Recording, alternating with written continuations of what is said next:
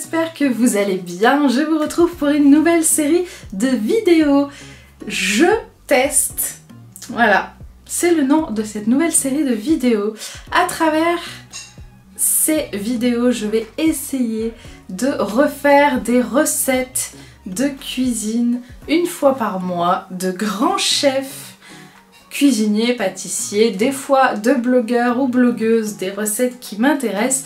Bref, ça sera la série des défis. Voilà, je teste des recettes de grands chefs et de blogueurs, blogueuses, des recettes qui me donnent très envie d'essayer et que j'aimerais vraiment goûter. Des choses que j'ai jamais fait encore.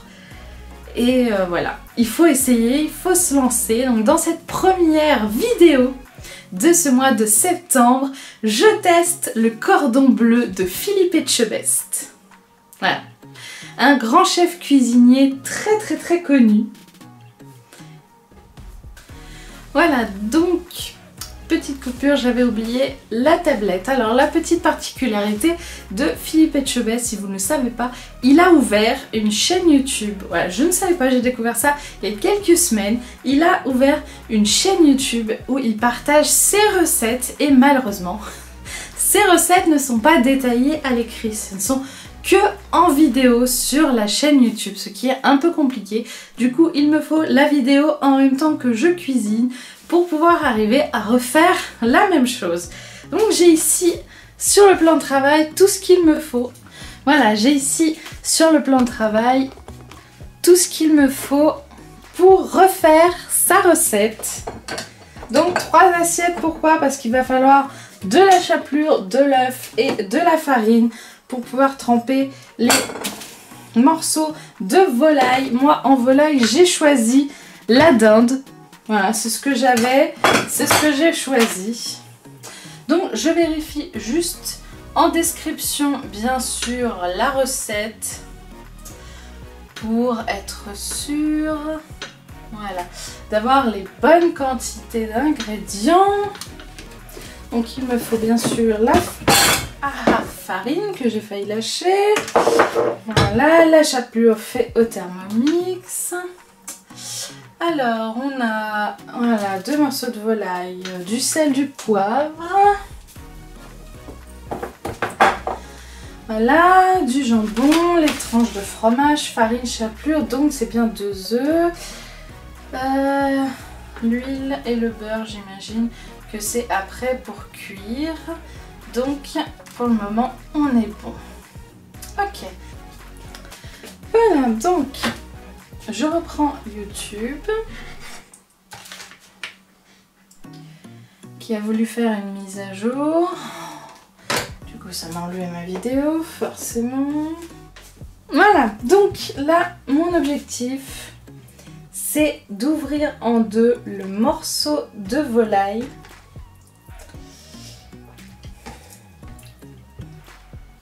C'est la partie la plus délicate. En plus avec un couteau, nouveau couteau sabatier qui coupe vraiment très bien. Alors je vais faire vraiment très attention de ne pas me couper. Alors, il y a des gros morceaux qui dépassent. Bien sûr il faudra aplatir la volaille.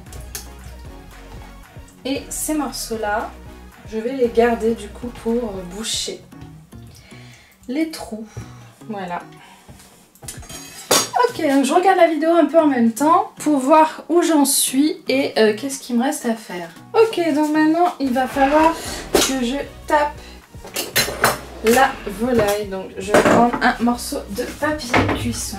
Voilà, je vais essayer de mettre ça là-dedans. Alors j'espère que ça va quand même bien faire, moi, même si il a dit de ne pas traverser et que bien sûr, vu que mes morceaux sont pas les mêmes que lui et que j'ai jamais fait ça, bien sûr j'ai traversé les morceaux de volaille. Ce qui va être chiant parce que du coup le fromage risque de fuir par les trous. Voilà, c'est juste pour ça qu'il ne faut pas traverser normalement.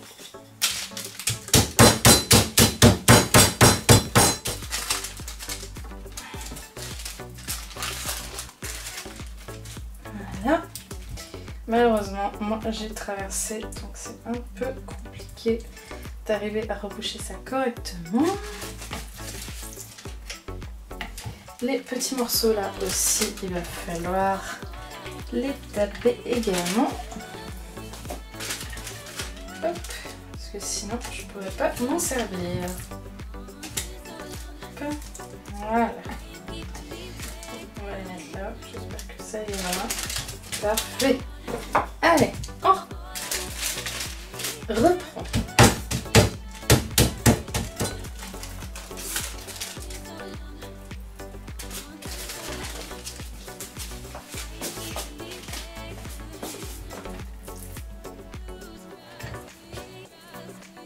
Donc, comme il a dit, hop, sel, poivre.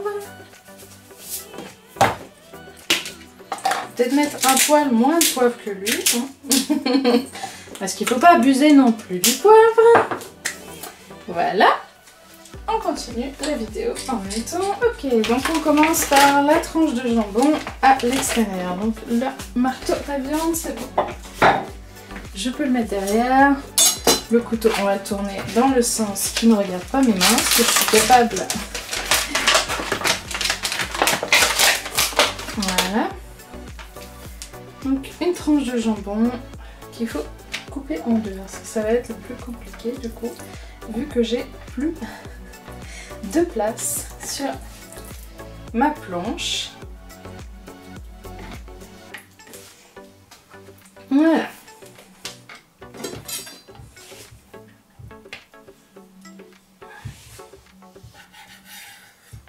Ok. Ok, donc moi, vu que j'ai voilà, un morceau plus long, on va faire ça en plusieurs fois.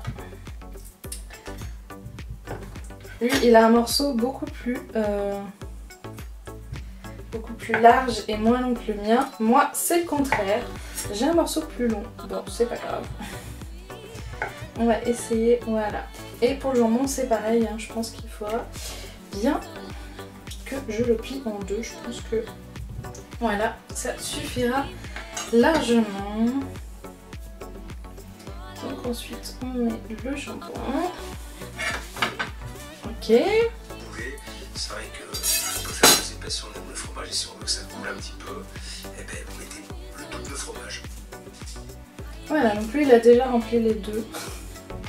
Il est très rapide. Très rapide. Ça, je vais plutôt le garder pour combler au cas.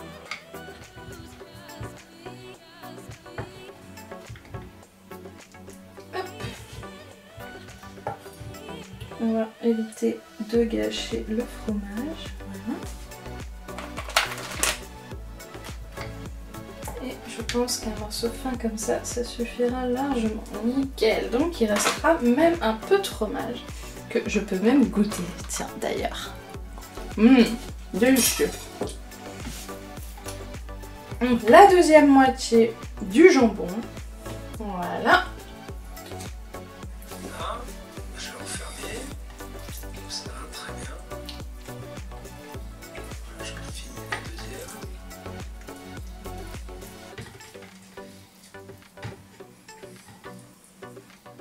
Et là, je vais prendre le petit filet que j'ai batté et je vais fermer la petite jointure, voilà, qui est comme ça justement pour...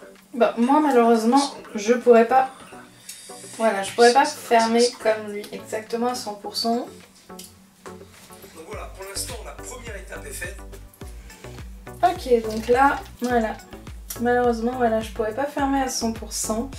Voilà, parce que j'ai traversé là, la paroi était très fine. J'espère que ça va quand même bien cuire. Donc là, petite transition.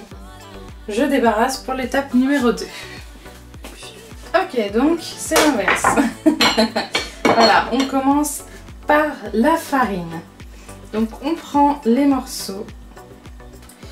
Voilà, celui aussi qui est tombé. Que je viens tremper dans la farine, bien trempé partout dans la farine. Malheureusement moi il est ouvert, donc j'espère que j'arriverai à bien boucher avec la chapelure, tout ça, sinon ça va être compliqué, tout le fromage va fuir à la cuisson. Ok.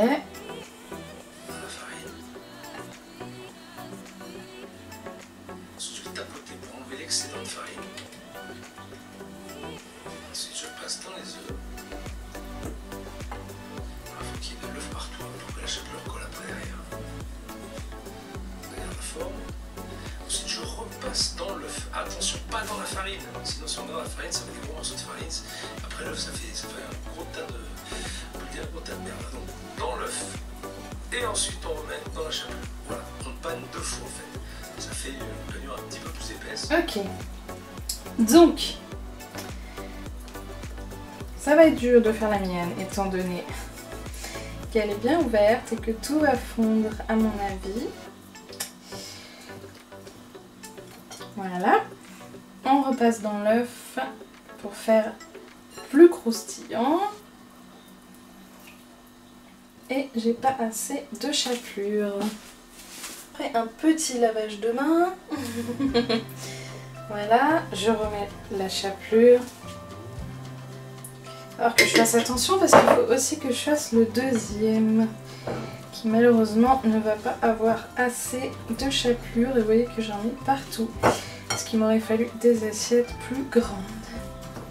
Que je n'ai pas. Voilà. Donc je vais laisser les morceaux comme ça. J'espère que ça ira. Je mettrai bien la jointure en dessous pour que la cuisson la soude bien. Et c'est parti pour le deuxième qui a l'air moins galère à tremper. Voilà. Donc là c'est pareil, je vais laisser voilà, le morceau tout ouvert qui est mal fait en dessous.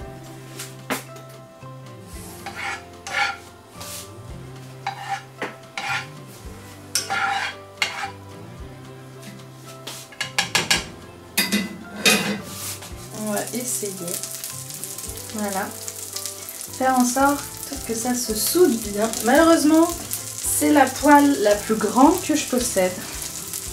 Donc, on va y aller, voilà, par étapes, tout doucement. J'espère qu'en dessous, ça s'est bien soudé.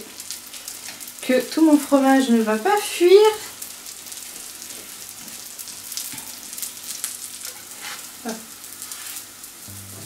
Du coup, je suis obligée voilà, de les retourner comme ça. Sinon, c'est difficile.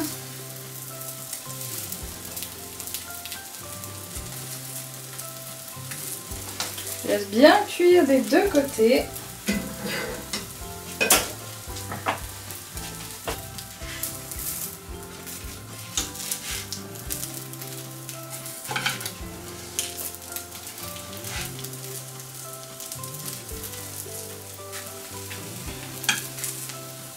Le plus dur là, ça va être du coup de savoir quand c'est cuit ou pas.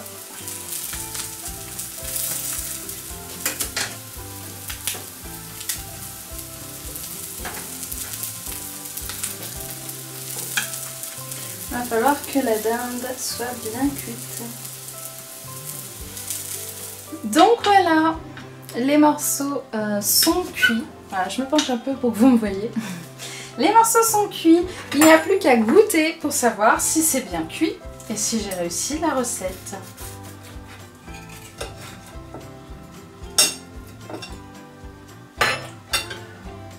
Bien sûr, c'est très chaud, alors on souffle, on souffle.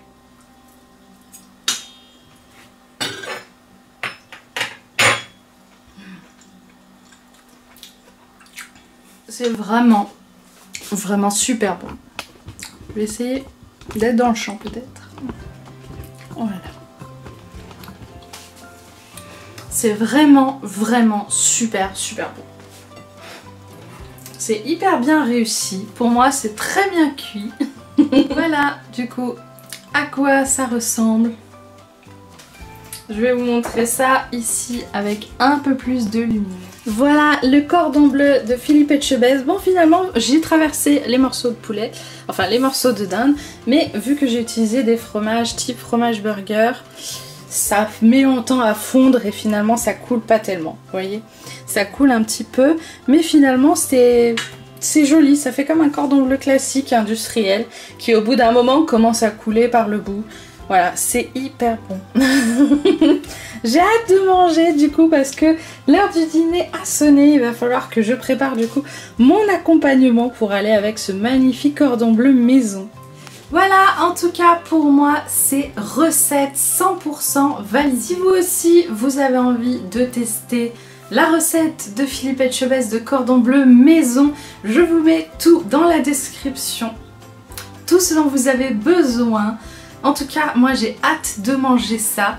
Je vous dis à très bientôt pour une autre vidéo et prochain épisode de Je teste le mois prochain. Salut! Bonne semaine, bon week-end, ça dépend quand vous regardez cette vidéo et à très bientôt.